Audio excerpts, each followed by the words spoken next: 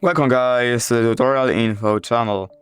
In front of me is IIIF150 Air Ultra, and in this video I am going to show you how to create multiple users on this device.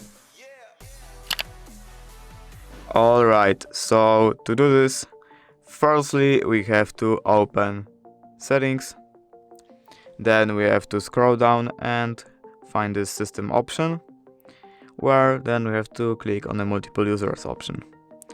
Now we have to allow multiple users, and as you can see right here, we can add a guest and user, but we want to create a new user, so we have to click on add new user, then we have to click next, and right here we can set profile picture for these users, and we can choose from here or from our gallery, or even just from our camera that we have to firstly take the picture.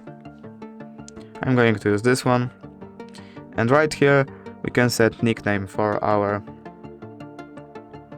user. So then we have to click done, and that's it. That's our new user. If you did enjoy this video, leave a like and subscribe. Thank you guys for watching. Bye!